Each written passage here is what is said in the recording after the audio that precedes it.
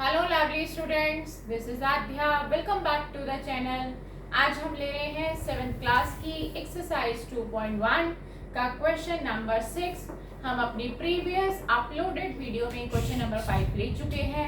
आज हम question number 6 ले रहे हैं और क्योंकि यहाँ पर थोड़ा स्पेस का कमी रहती है इसलिए मैं क्वेश्चन बोर्ड पर नहीं लिखती हूँ। मैं साथ में एनसीईआरटी की बुक हमेशा रखती हूँ। जैसे कि आपने देखा होगा, उसका रीजन यही है कि अगर हम इस बोर्ड पर क्वेश्चन लिखेंगे तो स्पेस काफी घिर जाता है, तो उससे बचने के लिए हम एनसीईआरटी को साथ में ही रखते हैं। तो क्वेश्चन नंबर 6 मैं एक बार रीड कर देती हूँ आपके लिए। क्वेश्चन नंबर 6 हमारा क्या कह रहा है? Multiply and express as a mixed fraction. अब ये भी क्वेश्चन मल्टीप्लाई का ही है, जो कि हमने प्रीवियस वीडियो में भी सीखा था कि फ्रैक्शन वालों का मल्टीप्लाई कैसे किया जाए। बट यहाँ पे भी सेम क्वेश्चन है मल्टीप्लाई का, लेकिन हम यहाँ पर एक और क्वेश्चन साथ में जोड़ रहे हैं, express as a mixed fraction. यानी कि आपको फाइनल आंसर जो देना है मल्टीप्लाई करने के बाद, वो मिक्स्ड फ्रैक्शन में छोड़ना है। तो आइए देखते हैं कैसे इस क्वेश्चन को करना है। ये है हमारी एक्सरसाइज 2.1 7th क्लास। आपको कोई डाउट नहीं रहना चाहिए, मैंने यहाँ मेंशन कर दिया है। और क्वेश्चन नंबर 6, ठीक है, रीड मैंने कर दिया है आपके लिए क्वेश्चन कि हमारा क्वेश्चन क्या है।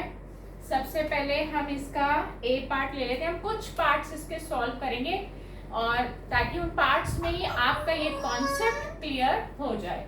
तो हम 6 का ए पार्ट ले रहे हैं। क्वेश्चन है 3 into 5 and 1/5। देखिए, आपको ऑलरेडी क्वेश्चन में एक मिक्स्ड फ्रैक्शन दिखाई दे रहा है।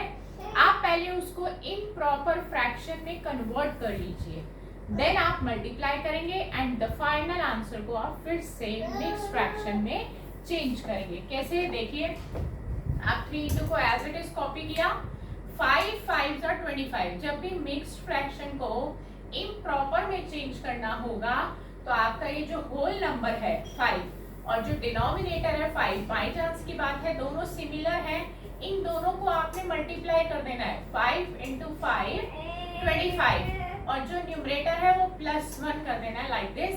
5 5s are 25, 25 plus 1 26। तो दिस इज 26/5, राइट। अब आपका ये इम्प्रॉपर में आ गया है। अब आपने क्या करना है, मैंने आपको कॉन्सेप्ट बताया था। न्यूमरेटर को न्यूमरेटर से मल्टीप्लाई करते हैं, डिनोमिनेटर को डिनोमिनेटर से मल्टीप्लाई किया जाता है। कैंसिलेशन करना हो तो न्यूमरेटर और डिनोमिनेटर में होता है, ऊपर नीचे या डायगोनली। फिलहाल यहाँ पे कुछ भी कैंसिलेशन नहीं हो रहा, तो आपने क्या करना है, न्यूमरेटर को न्यूमरेटर से मल्टीप्लाई कर देना है। 3 6 18 का कैरी ओवर 1, 3 2 6 प्लस 1 7, 78। अब आप क्या देखते हैं, 78/5, ये आपका फाइनल फ्रैक्शन आ रहा है। अब आप चाहते, अगर वहां पे क्वेश्चन में ना लिखा होता कि express as a mixed fraction, तो आपका फाइनल आंसर आ चुका था। बट उन्होंने कहा है कि हमें फाइनल आंसर मिक्स्ड फ्रैक्शन में चाहिए, तो आपको इसको मिक्स्ड फ्रैक्शन में चेंज करना पड़ेगा। अब जिन बच्चों को मिक्स्ड फ्रैक्शन में चेंज करना नहीं आता, वो ध्यान से देखिए कि मैं उनको वर्किंग बता रही हूँ। आपने लॉन्ग डिवीजन करना है इस तरह से। अब कई बच्चों को ये भी डाउट रहता है कि डिनोमिनेटर कहाँ आएगा और न्यूमरेटर कहाँ आएगा, तो मैं आपको बहुत अच्छे से क्लियर कर रही हूँ। जो डिनोमिनेटर होता है वो हमेशा हमारा बाहर आता है, यानी कि it will become divisor. Denominator always become divisor. जो नीचे वाला है, चाहे वो छोटा हो चाहे वो बड़ा हो, उसने बाहर ही आना है। और जो ऊपर वाला न्यूमरेटर होता है, चाहे वो छोटा हो चाहे वो बड़ा हो, नीचे वाले से उसने अंदर ही जाना है। ये रूल आपको हमेशा याद रखना है। अब हम करते हैं लॉन्ग डिवीजन इनका। 5 1 जा 5, 7 में से 5 गया 2, ऊपर से 8 कॉपी किया, 28 हो गया। 5 5 जा 25, पूरा पूरा डिवाइड नहीं हो रहा और रिमाइंडर बच रहा है। अब आप देखिए इसको मिक्स फ्रैक्शन में कैसे चेंज करते हैं। जिन बच्चों ने छोटी क्लासेस में ध्यान नहीं दिया या माइंड से स्किप हो गया, वो ध्यान से देखिए। जो डिनोमिनेटर है वो तो डिनोमिनेटर ही रहेगा 5 को हमने 5 ही बनाया है। जो हमारा रिमाइंडर है यानी कि 3 बच गया वो हमारा न्यूमरेटर बन जाता है, और जो हमारा क्वेश्चन है यानी कि 15 वो हमारा होल नंबर बन जाता है, और ये हो गया हमारा मिक्स्ड फ्रैक्शन। बहुत ही सिंपल सा लॉजिक है, बस आपको याद रखना है किसको क्या बनना है।